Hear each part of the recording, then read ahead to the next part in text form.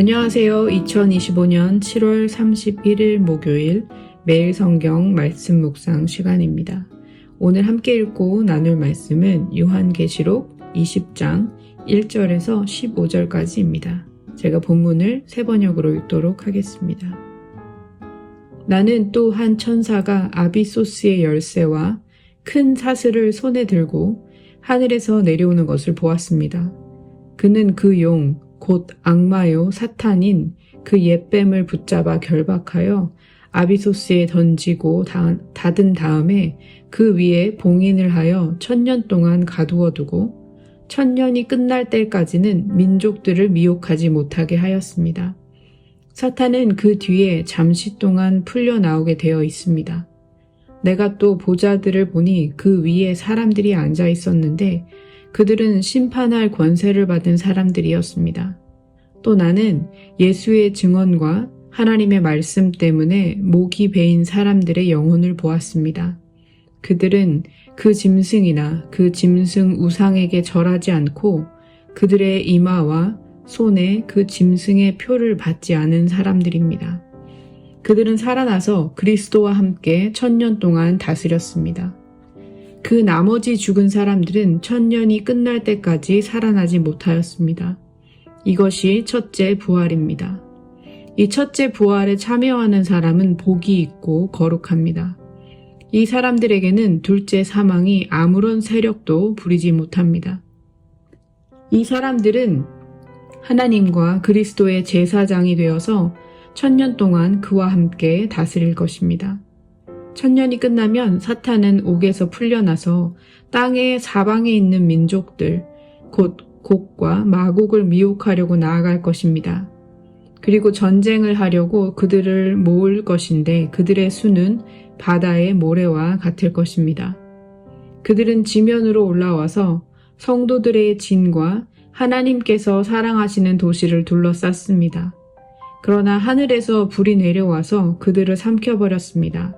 그들을 미혹하던 악마도 불과 유황의 바다로 던져졌는데 그곳은 그 짐승과 거짓 예언자들이 있는 곳입니다. 거기에서 그들은 영원히 밤낮으로 고통을 당할 것입니다. 나는 크고 흰 보좌와 거기에 앉으신 분을 보았습니다. 땅과 하늘이 그 앞에서 사라지고 그 자리마저 찾아볼 수 없었습니다. 나는 또 죽은 사람들이 큰 자나 작은 자나 할 것 없이 다 그 보좌 앞에 서 있는 것을 보았습니다. 그리고 책들을 펴놓고 또 다른 책 하나를 펴놓았는데 그것은 생명의 책이었습니다. 죽은 사람들은 그 책에 기록되어 있는 대로 자기들의 행위대로 심판을 받았습니다. 바다가 그 속에 있는 죽은 사람들을 내놓고 사망과 지옥도 그 속에 있는 죽은 사람들을 내놓았습니다. 그들은 각각 자기들의 행위대로 심판을 받았습니다. 그리고 사망과 지옥이 불바다에 던져졌습니다. 이 불바다가 둘째 사망입니다. 이 생명책에 기록되어 있지 않은 사람은 누구나 다 이 불바다에 던져졌습니다. 아멘.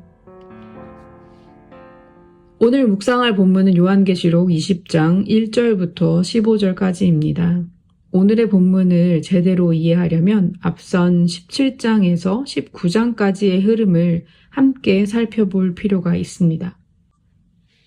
17장에서 19장 중반까지 바벨론, 곧 하나님을 대적하는 세상의 부요와 쾌락, 권력을 상징하는 도시가 하나님의 심판 아래 철저히 무너집니다. 이어지는 19장 11절에서는 백마를 타신 그리스도께서 하늘에 등장해 짐승과 거짓 선지자를 심판하십니다. 이들은 불못에 던져지고 하나님의 정의로운 통치가 선포되며 모든 악이 끝난 것처럼 보입니다.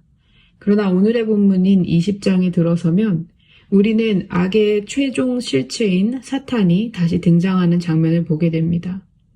하나님은 바벨론, 짐승, 거짓 선지자에 이어서 사탄까지 철저히 심판하십니다. 이 흐름은 하나님의 구원이 점진적으로 악을 제거하고 마침내 완전한 통치를 세우시는 과정을 보여줍니다.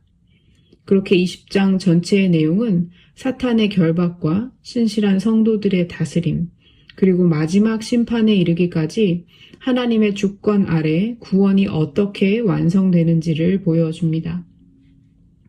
이제 본문을 조금 더 자세히 살펴보겠습니다. 20장 1절부터 6절까지는 천사가 무저갱 열쇠와 큰 쇠사슬을 가지고 하늘에서 내려와 사탄을 1000년 동안 결박하는 장면으로 시작됩니다. 그리고 요한은 목숨을 다해 예수를 증언하다 죽임 당한 자들, 짐승과 그 우상에게 경배하지 않고 표를 받지 않은 이들이 살아나 그리스도와 함께 1000년 동안 다스리는 모습을 봅니다. 그리고 이것이 첫째 부활이라고 말합니다. 여기서 우리가 주목해야 할 것은 그들이 어디서 얼마나 오래, 언제 다스리느냐가 아니라 누구와 함께 다스리느냐는 점입니다. 요한은 성도들이 그리스도와 함께 다스린다고 말합니다. 하늘이냐 땅이냐는 위치보다 누구와 함께 하느냐는 관계성에 초점을 둔 표현입니다. 1000년이라는 숫자 역시 문자적인 기간이라기보다 구약과 유대 문헌에 기록된 대로 하나님의 주권 아래 있는 완전하고 충분한 시간, 곧 하나님의 통치가 지속되는 상징적인 시간으로 이해할 수 있습니다. 요한계시록 전체의 흐름 속에서도 살펴보면 열흘간의 고난과 또 1000년의 통치가 대비되어 나타나는데 잠시 받는 고난과 비교할 수 없는 영원한 위로로 대조되어 나타납니다. 요한은 이 통치에 참여하는 세 부류를 묘사합니다. 첫째, 보좌에 앉은 자들. 둘째, 예수를 증언하다 목배임을 당한 자들. 그리고 마지막으로 짐승의 표를 받지 않은 자들입니다. 이들이 각각 다른 집단일 수도 있고 하나의 신실한 공동체를 묘사하는 서로 다른 표현일 수도 있습니다. 중요한 것은 죽음을 무릅쓰고 신실하게 믿음을 지킨 이들이 그리스도와 함께 다스린다는 사실입니다. 헬라어 마르튀스라는 단어는 원래 증인이라는 뜻인데 여기서 영어의 순교자라는 단어가 나왔습니다. 계시록이 강조하고 싶은 것은 죽음 그 자체보다 죽음을 두려워하지 않고 끝까지 신실하게 그리스도를 증언하는 삶입니다.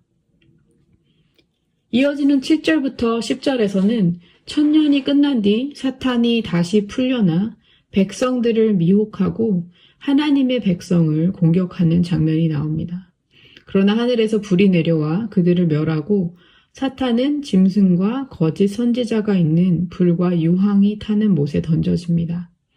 이것은 사탄의 완전한 패배이자 악의 최종적인 제거를 상징합니다. 즉 하나님의 절대적인 심판을 의미하는 것입니다.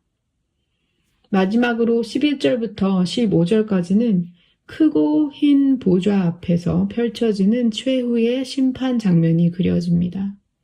하늘과 땅은 그 앞에서 사라지고 죽은 자들은 크고 작든 모두 하나님 앞에 서게 됩니다.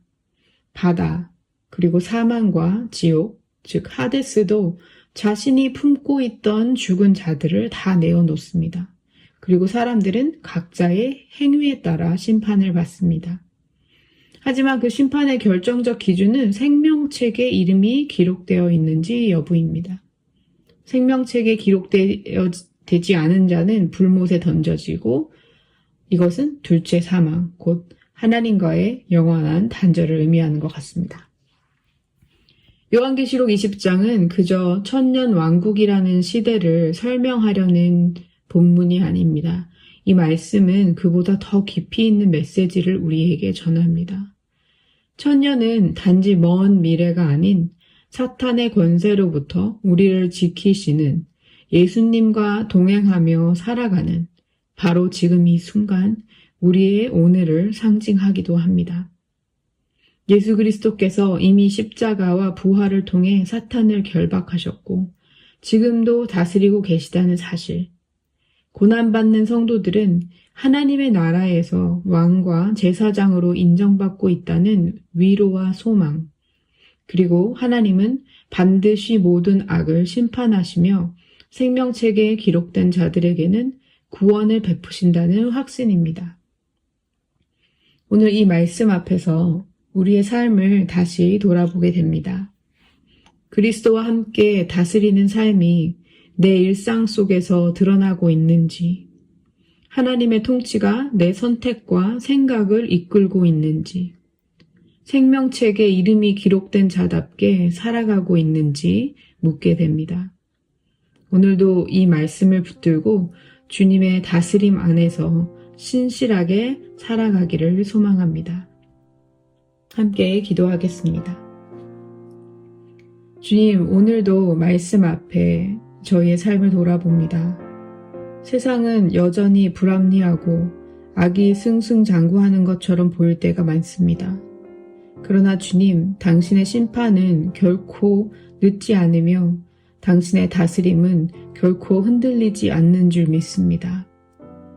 하나님, 결국 사탄까지 철저히 심판하시고 당신의 백성과 함께 다스리시는 분이심을 우리가 다시 한번 기억하고 당신의 이름을 찬양합니다.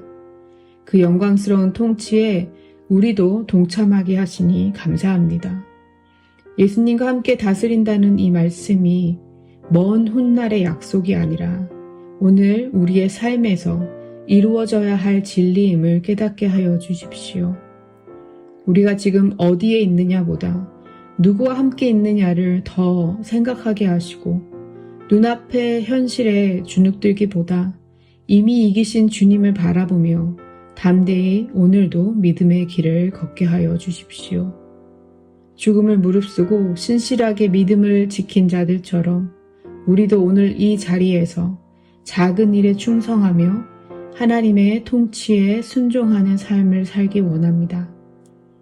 우리의 이름이 생명책에 기록된 자답게 말과 행동과 생각에서 주님의 다스림을 드러내는 오늘 하루가 되게 하여 주십시오. 우리를 다스리시고 우리를 사랑하시는 예수 그리스도의 이름으로 기도합니다. 아멘.